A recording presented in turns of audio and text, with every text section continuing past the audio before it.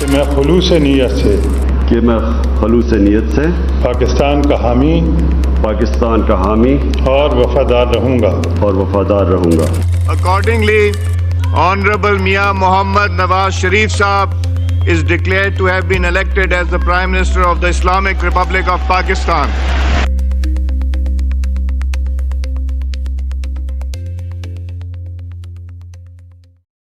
پاکستان میں 8 فروری کو historical change ہونے والا ہے۔ اس دن پاکستان کی عوام اپنے اگلے وزیر اعظم کا انتخاب کرے گی۔ کیا آپ جانتے ہیں کہ پرائم منسٹر کیسے الیکٹ ہوتا ہے اور اس کا پروسیجر کیا ہوتا ہے؟ 8 فروری کو پاکستان میں الیکشنز ہونے جا رہے ہیں۔ پرائم منسٹر کیسے الیکٹ ہوتا ہے یہ سمجھنے کے لیے ہمیں گورنمنٹ سسٹم کو سمجھنا ہوگا۔ اس دنیا میں 195 کنٹریز ہیں۔ ملک یا تو ڈیموکریٹک ہوتا ہے یا نان ڈیموکریٹک۔ ڈیموکریٹک کنٹریز وہ کنٹریز ہوتے ہیں جس میں اس ملک کی عوام ڈیسائیڈ کرتی ہے الیکشنز کے تھرو کہ اگلی گورنمنٹ کس کی ہوگی۔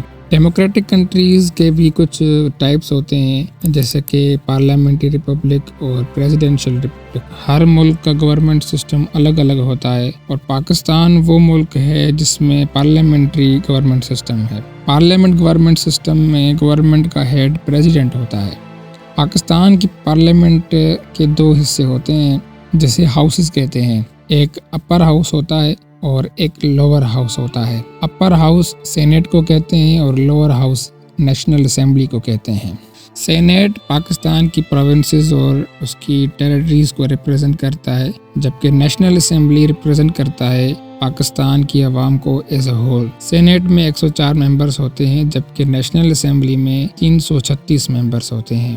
سینیٹ کے ممبرز کو انڈائریکٹلی الیکٹ کیا جاتا ہے نیشنل اسمبلی کے ذریعے جبکہ نیشنل اسمبلی کے ممبرز کو ڈائریکٹلی پاکستان کے عوام کے تھرو ووٹنگ کے ذریعے الیکٹ ہوتے ہیں۔ سینیٹ کے ممبر کو سینیٹر کہا جاتا ہے اور نیشنل اسمبلی کے ممبر کو MNA کہا جاتا ہے۔ پاکستان کا پرائم منسٹر الیکٹ ہوتا ہے نیشنل اسمبلی کے تھرو، جیسے میں نے پہلے بتایا کہ نیشنل اسمبلی کے 336 ممبرز ہوتے ہیں اور یہ 336 ممبرز الگ الگ صوبوں سے ہوتے ہیں۔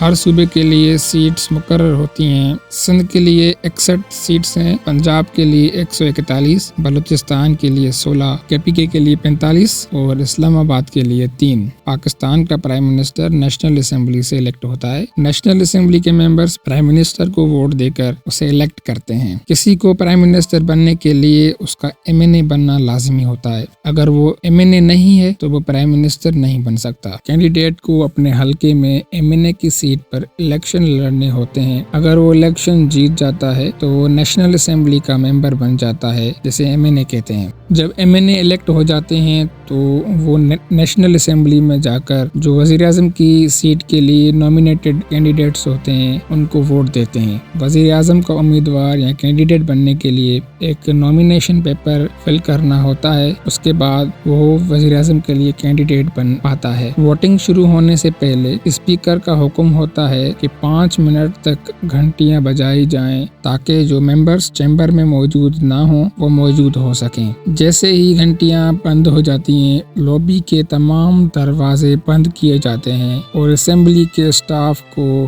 ہر دروازے پر کھڑا کیا جاتا ہے تاکہ ووٹنگ ختم ہونے تک کسی کو بھی اندر یا باہر جانے کی اجازت نہ دی جائے۔ اس کے بعد اسپیکر اسمبلی کو ان نومینیٹڈ امیدواروں کے نام پڑھتا ہے جو آگے جا کر مقابلہ کرنے والوں کے طور پر جانے جائیں گے۔ اس کے بعد اسپیکر ان ممبرز سے پوچھیں گے جو امیدوار کے حق میں ووٹ دینا چاہتا ہے وہ ایک لائن میں گزریں دروازے سے جہاں پر کاؤنٹ کرنے والا کھڑا ہوتا ہے اور ووٹس کو ریکارڈ کرنے کے لیے۔ ڈیسک تک پہنچتے ہوئے ہر ممبر باری باری اپنا ڈویژن نمبر بلاتا ہے جو اسے اس کے رول کے تحت تعین کیا ہوتا ہے۔ کاؤنٹ کرنے والا پھر اس نمبر کو ڈویژن کی لسٹ سے کاٹ دیتا ہے، ساتھ ہی ساتھ ممبر کا نام بھی بلایا جاتا ہے۔ یہ یقین دلانے کے لیے کہ اس کے ووٹ کو صحیح طور پر ریکارڈ کیا گیا ہے۔ جب کوئی ممبر اپنا ووٹ ریکارڈ کروا لے تو وہ تب تک وہ چیمبر میں واپس نہیں آ سکتا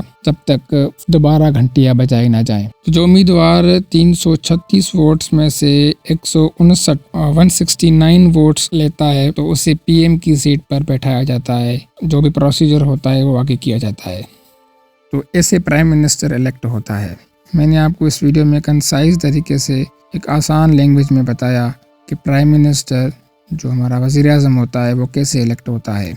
ویڈیو کو اینڈ تک دیکھنے کا بہت شکریہ۔ 2024 کے الیکشن میں کون سی پارٹی کے جیتنے کے چانسز بہت زیادہ ہیں؟ آپ اس بارے میں کیا سوچتے ہیں؟ ہمیں کمنٹ میں ضرور بتائیے۔ بہت شکریہ۔